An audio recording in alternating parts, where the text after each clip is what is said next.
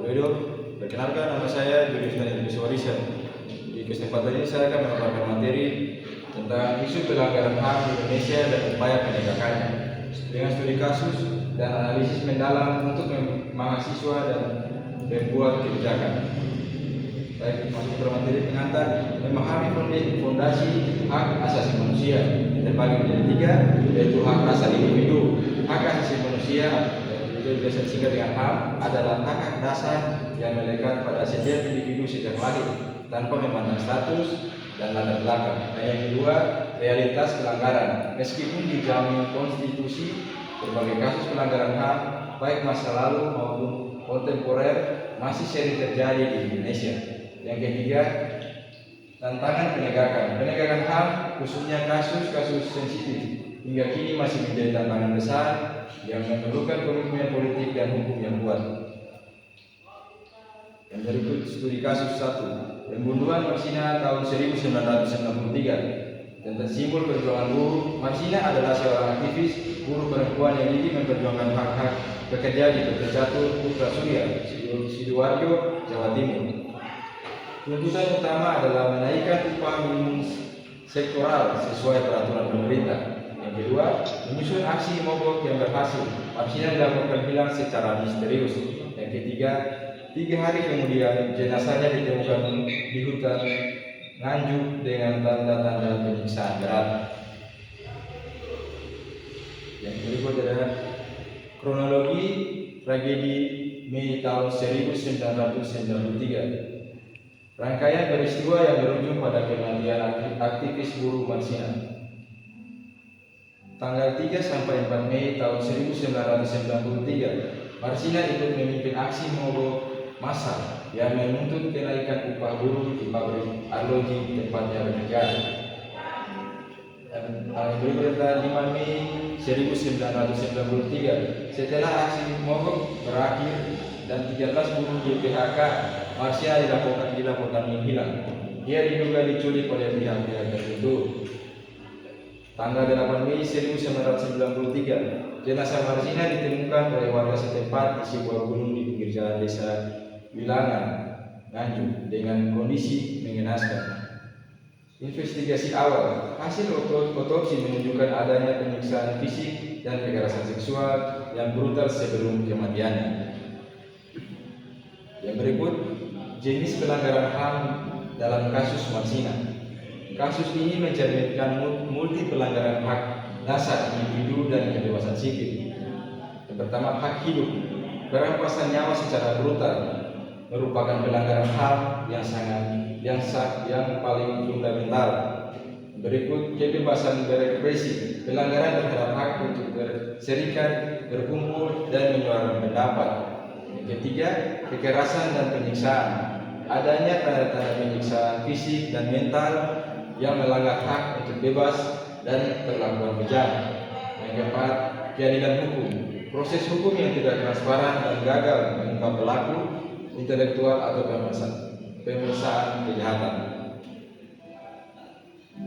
Menurut aktor dan konteks politik, kasus ini terjadi di tengah suasana represi pemerintahan Orde Baru terhadap gerakan buruh dan aktivisme yang terbagi lagi menjadi 4. Yang pertama tentang Marsina, korban utama dan simbol perlawanan buruh perempuan terhadap ketidakadilan upah.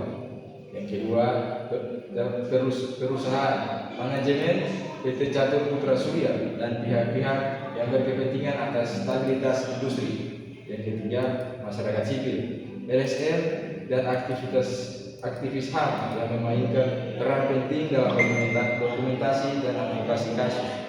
Keempat, aparat keamanan diduga kuat melibatkan oknum-oknum militer dan intelijen untuk membungkam gerakan protes. Yang berikut, pemerintah, rezim Orde Baru yang dikenal anti kritik dan represif terhadap organisasi massa independen. Yang berikut, upaya penegakan dan hambatan keadilan.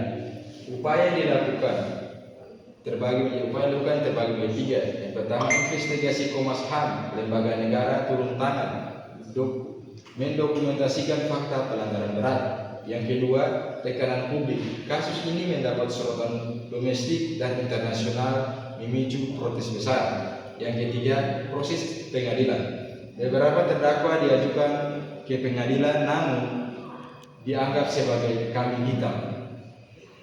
Yang berikut hasil dari kesenjangan. Meskipun ada pengadilan, proses tersebut dinilai cacat dan tidak menjangkau pelaku intelektual pembunuhan. Kasus ini menghasilkan kebebasan bagi sebagian terdakwa awal dan pelaku sebenarnya tidak benar terungkap secara adil. Kasus Marsina hingga hari ini menjadi simbol impunitas atau kebal hukum dan tuntutan yang belum usai untuk reformasi hukum dan perburuan di Indonesia. Dampak dan refleksi kasus Marsina. Warisan kasus ini membentuk lanskap aktivisme dan kesadaran hak asasi di Indonesia.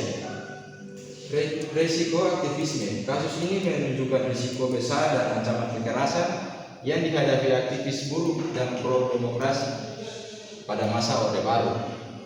Berikut gagalnya negara. Negara dianggap gagal dalam fungsi utamanya yaitu melindungi warganya dari kekerasan, terutama ketika kekerasan diduga dilakukan oleh aparat sendiri. Inspirasi perjuangan. Tragedi ini menjadi katalisator dan inspirasi yang menguatkan gerakan HAM, hak guru, dan tuntutan akuntabilitas aparat hingga saat ini. Baik, kita masuk pada kesimpulan dan rekomendasi untuk reformasi. Kasus seperti Marsina menegaskan perlunya reformasi fundamental dalam penegakan HAM di Indonesia. Terbagi lagi menjadi 4, yaitu laju pelanggaran HAM baik yang historis maupun kontemporer tetap menjadi isu mendesak yang memerlukan perhatian serius dari pemerintah dan masyarakat. Yang kedua, transparansi hukum mendesak penegakan hukum yang transparan, independen, dan berkeadilan untuk semua kasus, terutama yang melibatkan kekuasaan negara. Dan yang ketiga, peran sipil kritis. Penguatan peran masyarakat sipil, LSM, dan Komnas HAM sebagai pengawas dan mendorong akuntabilitas pemerintah. Dan yang keempat, pelajaran sejarah. Kasus Marsina harus dijadikan pelajaran berharga untuk mencegah terulangnya impunitas dan memastikan perlindungan hak-hak pekerja dan aktivis. Demikian materi yang bisa saya sampaikan di saat ini. Kurang lebihnya saya mohon maaf. Terima kasih. Halo hidup.